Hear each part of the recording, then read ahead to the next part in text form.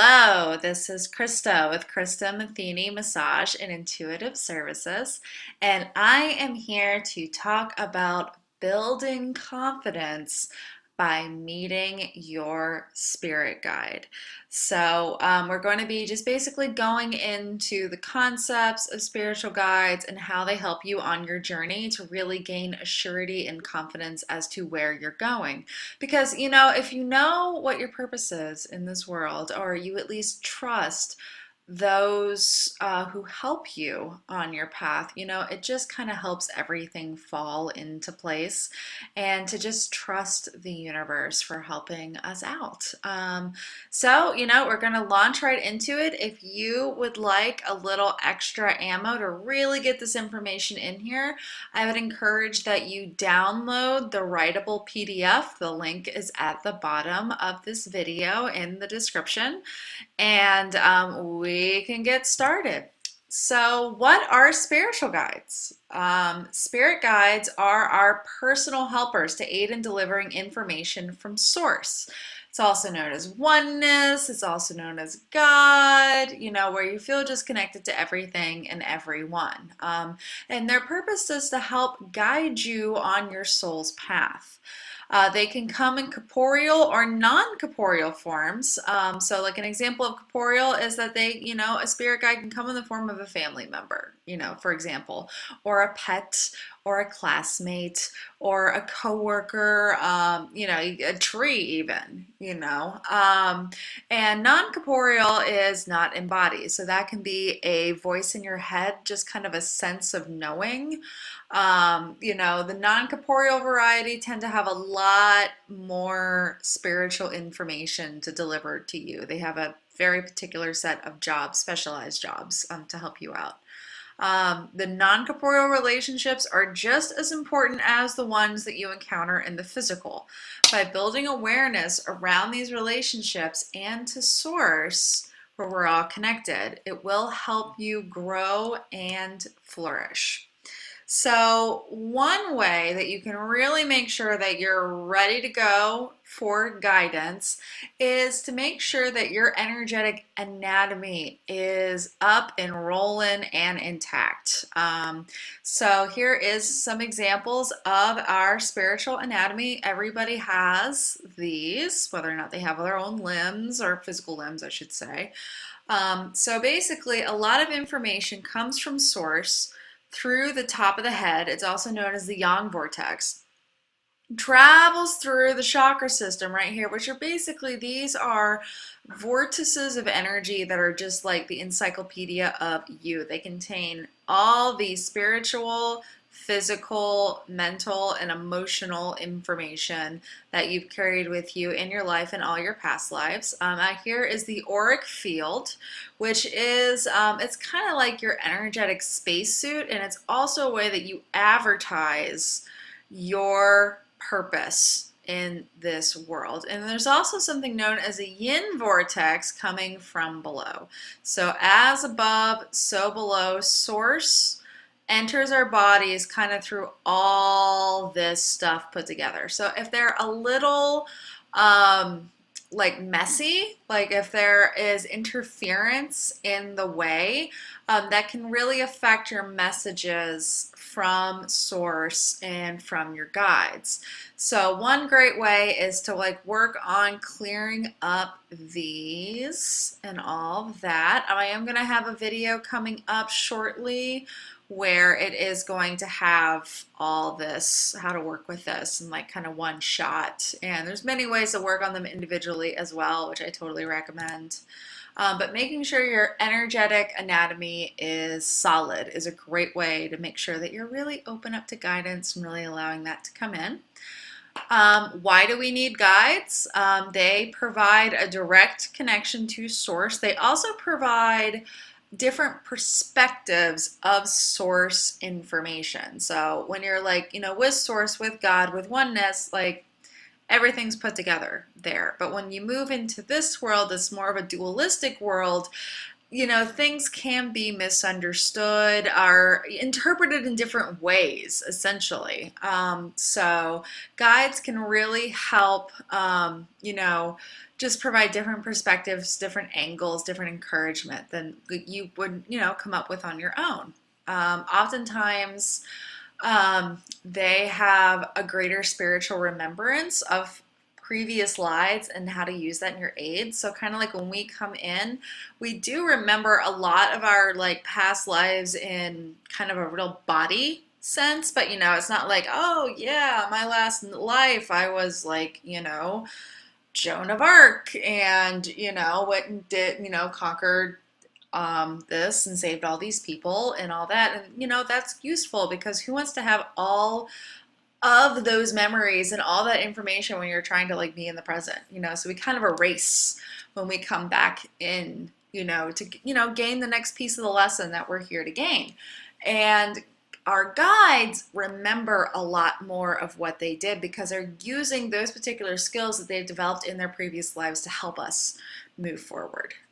They are more in touch with the state of infinite possibilities as well, mostly because of that remembrance, and also because because they're non-corporeal, they're kind of more in that transition of going to unity and back. So they're kind of like, they're not quite part of unity, but they're like, they have more of that remembrance, more of that connection that they in turn use to help us, help you in your service, to help yourself and to help others.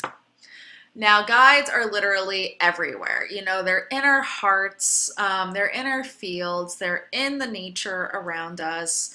They come up with many forms. Like in this picture, they're kind of all fairies, but they can come in form of fairies. My dog is like an unbelievable spiritual teacher. Like he'll just walk up to me and he has this huge beam of energy around him and he will shoot it at me. And I really get a lot of information on love and really just letting go of a lot of things. Like, guides are really good for giving you just a really well-rounded experience of life because, a lack of confidence really tends to be related to self-doubt, not really trusting self or trusting others, so they really help you build that sense of trust.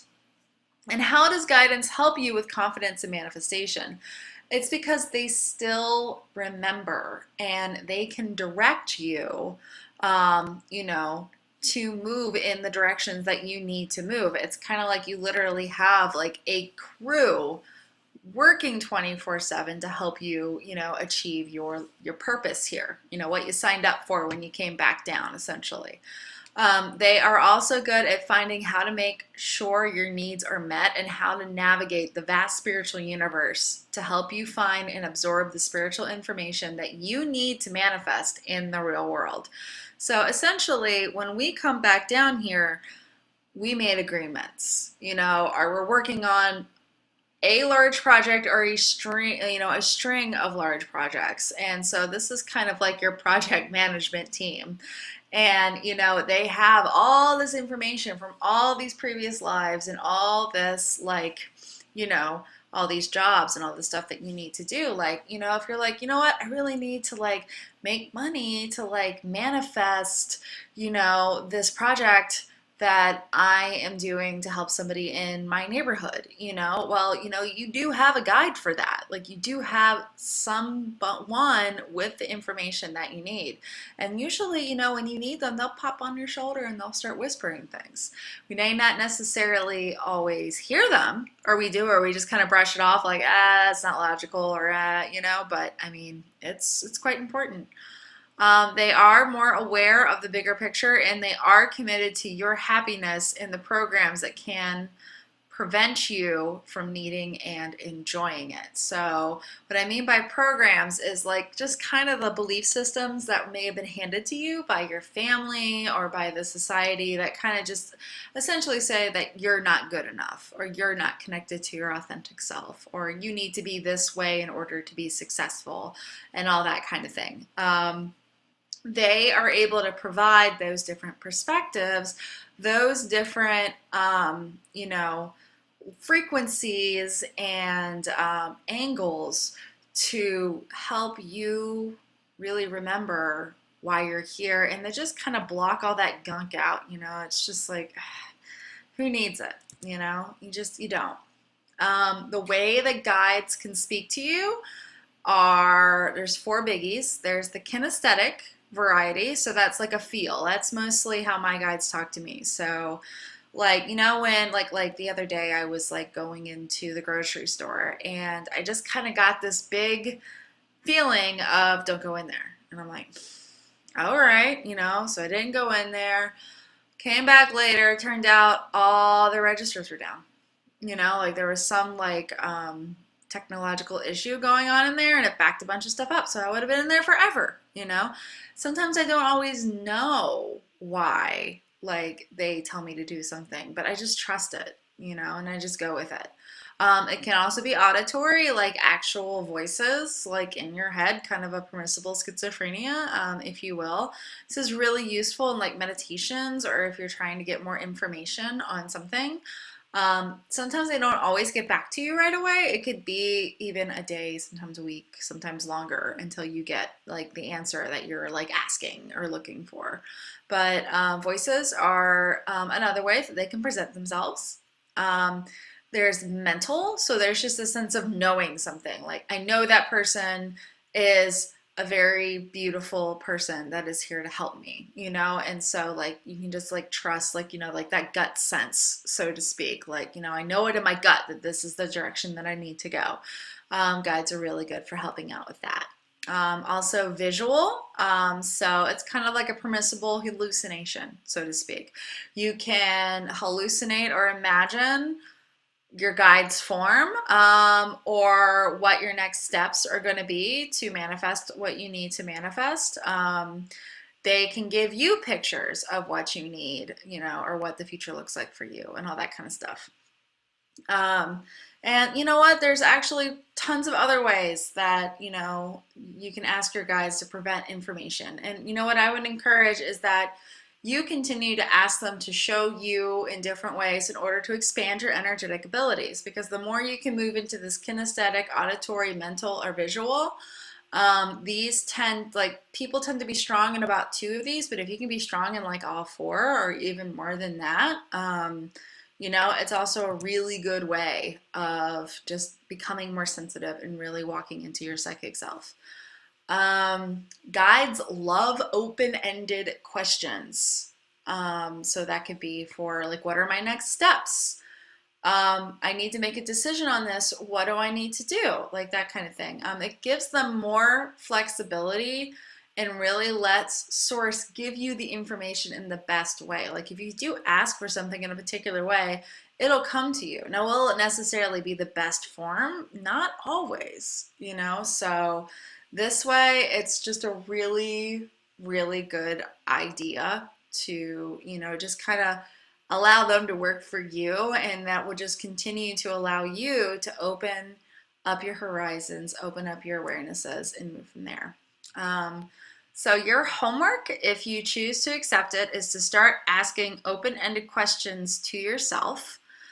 Whether it's in a meditation, whether it's out loud, you can write them down maybe at the beginning of the day, and then just kind of keep track of the answers that you get. And how do those answers show up? Is it mental? Is it auditory? Is it visual? Or is it kinesthetic? Or is it coming in another way? And just learning the more you notice that, the more you become aware of it, the more it's going to work for you. So thank you so much, and I hope that you have a beautiful day.